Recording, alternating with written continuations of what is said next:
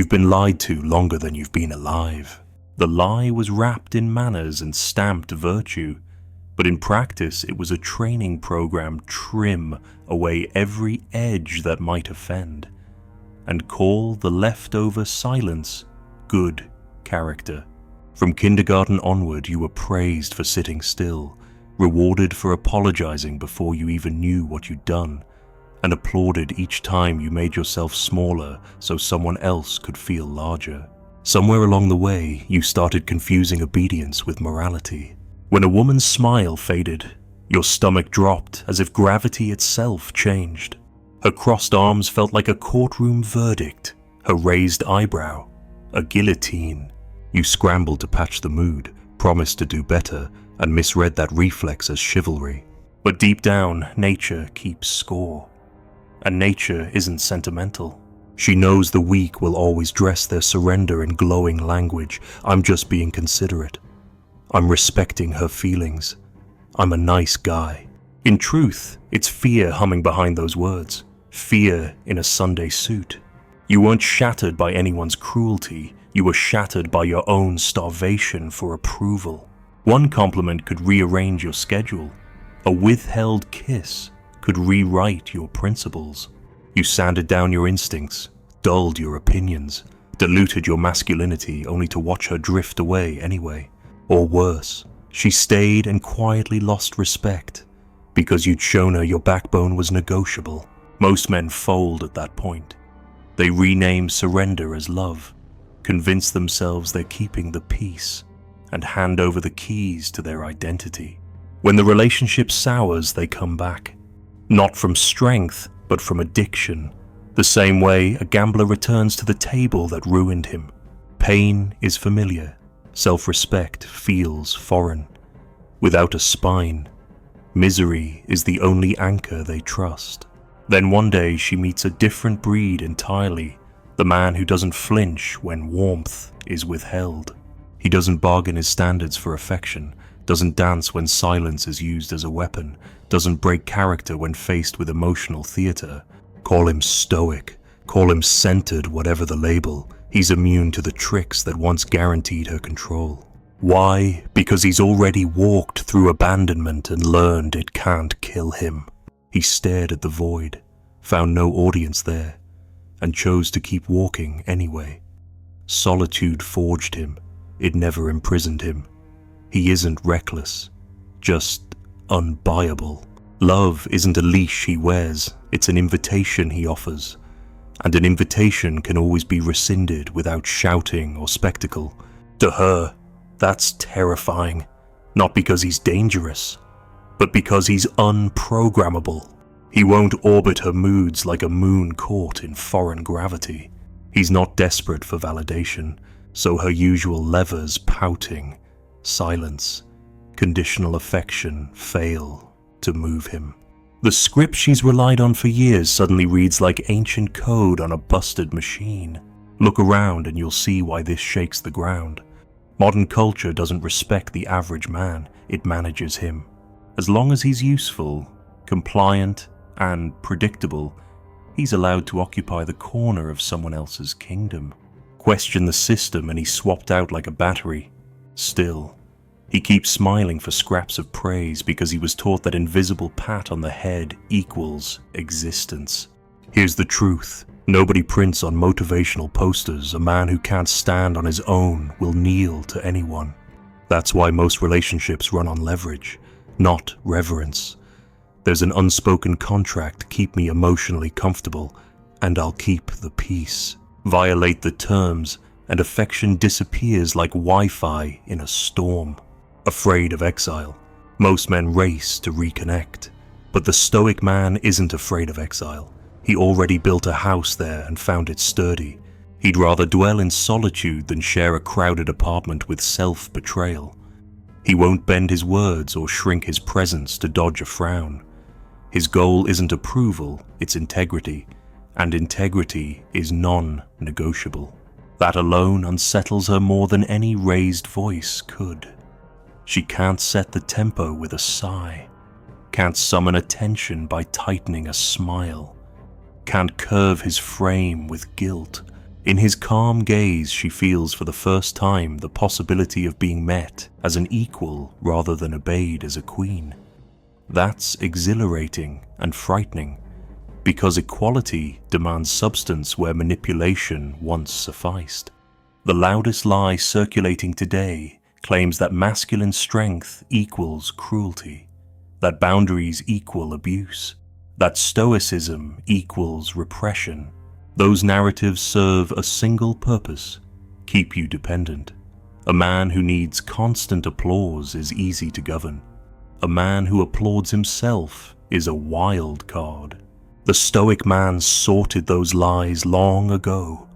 He knows peace without power is just decorated submission. Compassion without clarity is hollow.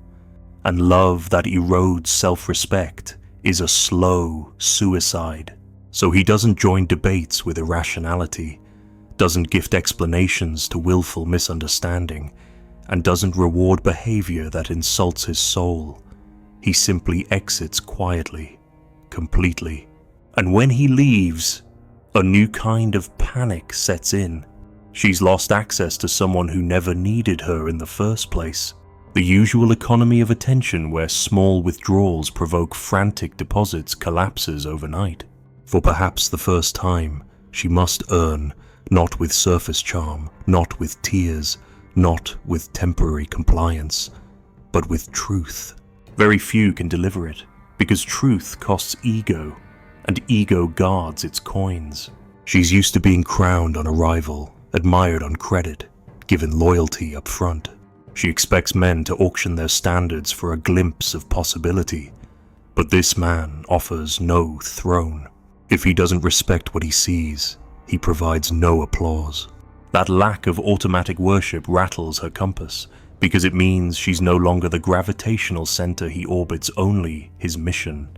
Yet paradoxically, that is the most sincere form of invitation. He's not searching for someone to rescue, he's open to someone who has rescued herself. His love, should it blossom, will ask more of her than any polished fantasy ever did. It won't demand she be perfect, but it will demand she be real.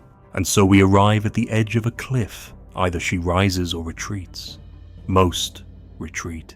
Rising means dismantling every hidden lever, every unspoken threat, every trick that once guaranteed control.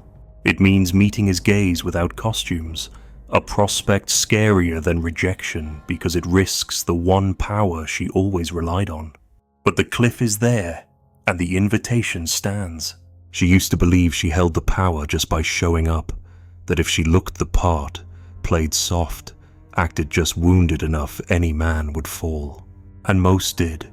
They offered their time, their loyalty, their purpose, all without ever checking if she was worthy of it. They folded before being asked. They adjusted themselves without demand. They called it love, but it was fear in disguise. But not him. The stoic man isn't flattered by her presence. He's not moved by performance. He doesn't react to every emotional swing as if it's a command. In fact, he doesn't react. He observes. And when she tries the same tricks that have always worked, she's met not with anger, not with chaos, but with stillness. She throws silence, he doesn't fill it. She withdraws affection, he doesn't chase. She tests his limits, he doesn't flinch. And that's what breaks the game, because this man isn't like the others. He doesn't need her attention to validate his worth. He doesn't live in orbit around her moods. He's already found something deeper than affection. He's found peace, not comfort, not complacency, real peace, the kind that comes from knowing who you are and what you stand for. He's not here to be chosen. He's not here to impress. He is not performing in hopes of being accepted. He already accepted himself. And that is the death of the script.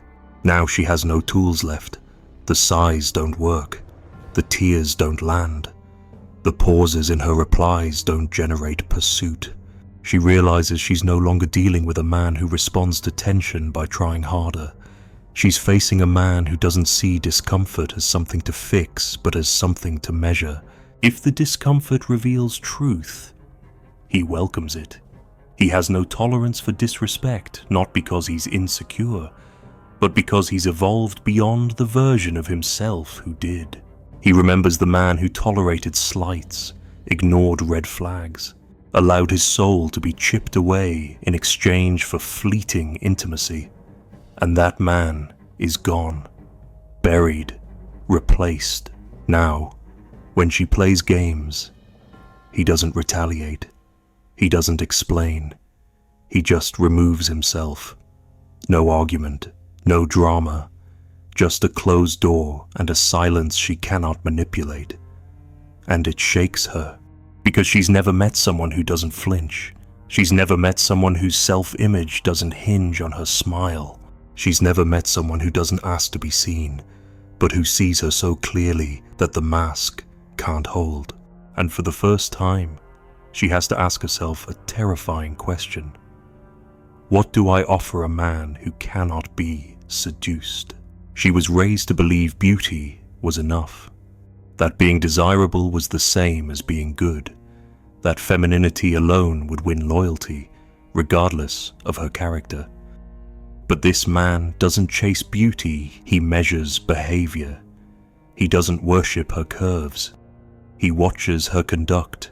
She expected to be the gravitational force in the relationship, but she's met a man who only orbits truth, and truth doesn't flinch.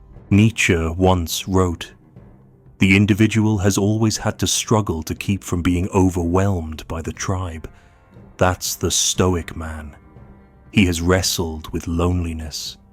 He has walked the empty path most avoid. And he's discovered something powerful there, not sadness, but sovereignty.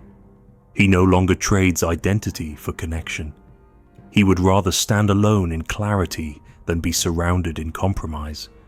And she feels it. She feels the pressure not from his words, but from his presence. He doesn't try to control her.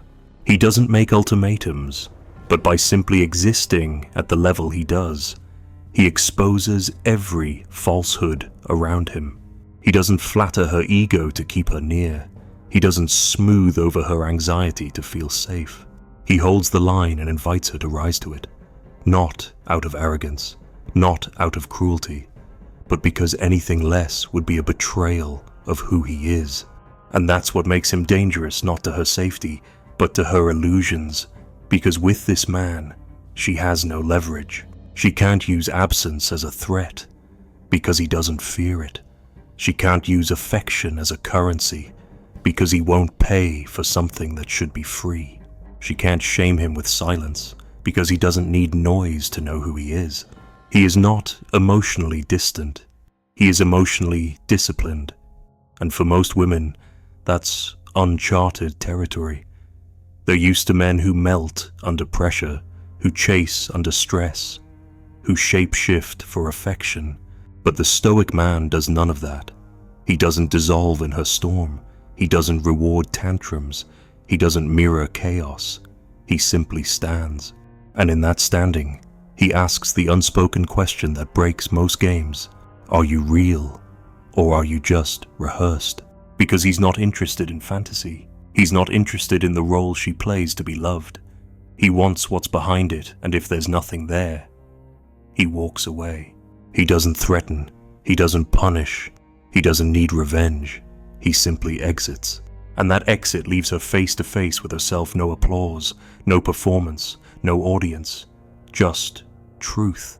He is not the man who tries to be enough for her. He is the man who knows he is enough. And now the question is whether she can match that. Whether she can meet him in the space where masks fall and real connection begins.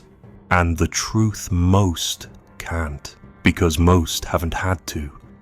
They've been surrounded by men who compromise without being asked, who offer love as currency, who give themselves away to avoid the terror of standing alone. But not him. He doesn't sell. He doesn't plead, he doesn't audition, he offers. And if the offer is rejected, he retracts it not in anger, but in clarity.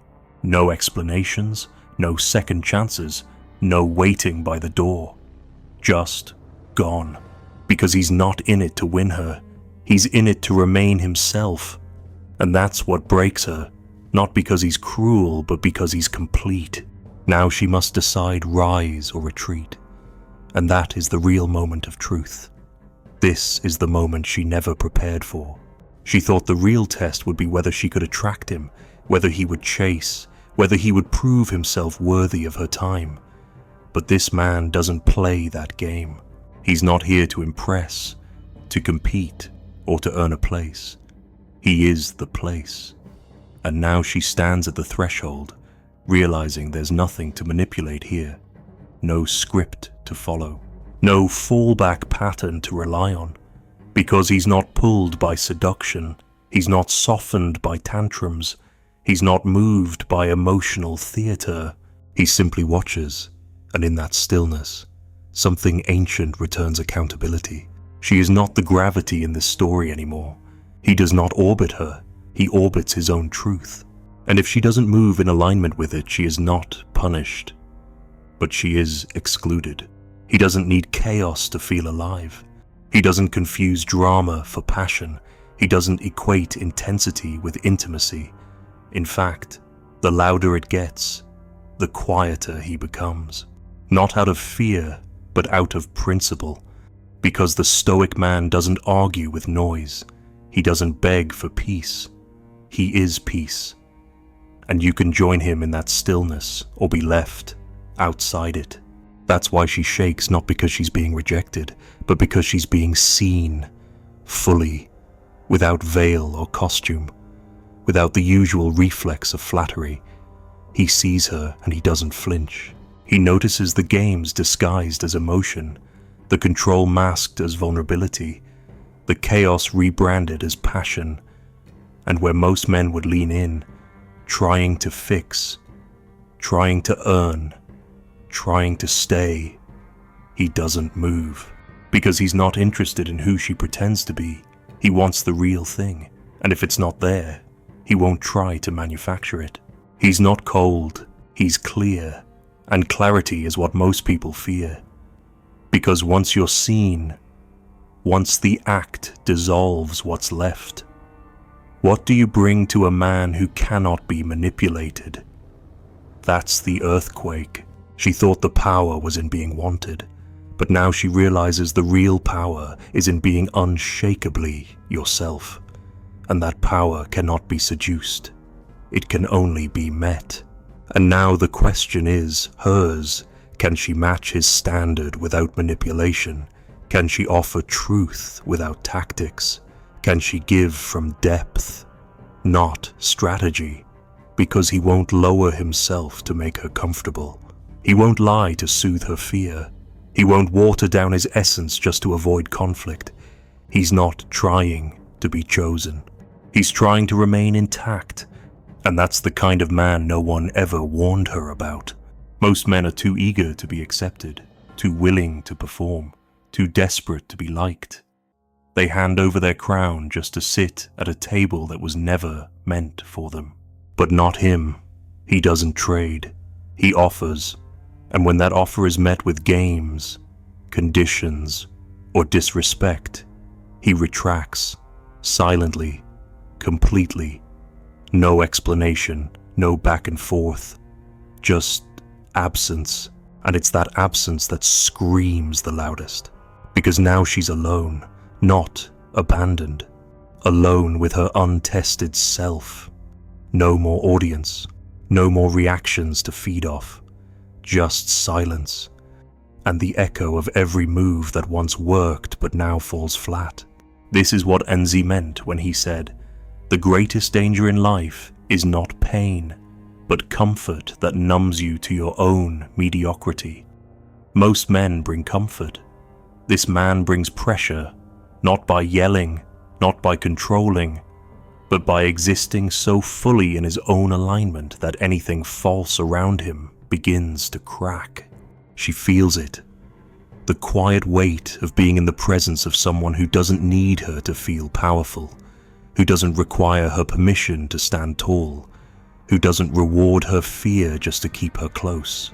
This man is not a pet, he's a mirror, and in his presence, her reflection shifts. Not because he changes her, but because he refuses to bend. And that refusal forces a choice. Rise or retreat, match or vanish, truth or tactic. There is no middle ground here, no halfway connection, no conditional love. Most relationships are built on silent threats. If you don't make me feel how I want to feel, I'll withhold affection. But the stoic man doesn't accept those terms. He burns the contract the moment it's offered. He doesn't trade identity for warmth. He doesn't barter self-respect for closeness. He doesn't call obedience love. He has chosen something higher than approval. He has chosen himself, and that choice is the foundation of real power. Because you cannot call yourself free if you need constant validation to stay grounded.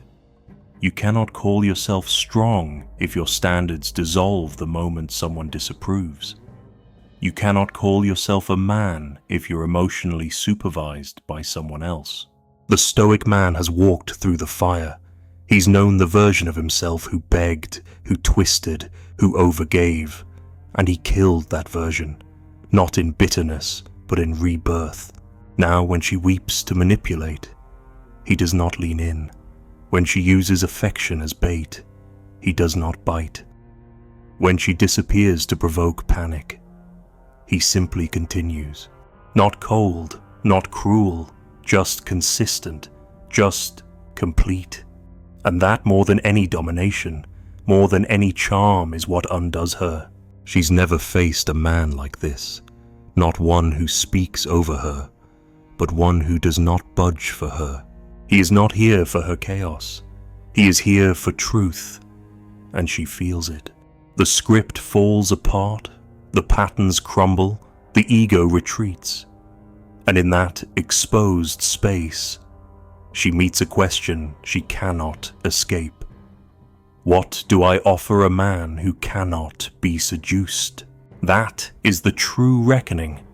Not whether she can keep his attention, but whether she can be real when the performance ends. Most won't. Because to stand beside a man like this, you must become something more. Not more beautiful, more truthful, not more charming, more grounded. And that journey doesn't begin with love. It begins with loss. The loss of control, the loss of power games, the loss of the illusion that approval is the same as connection. That's why stoic men are feared, not because they're cruel, but because they force transformation, or they force distance. There is no in-between.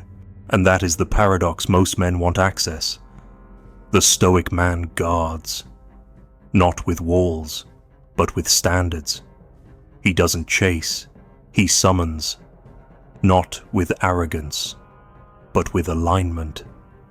And that's what makes him unforgettable. He is not here to be chosen. He is here to remain himself. And that, in the end, is the one thing no one can take from him.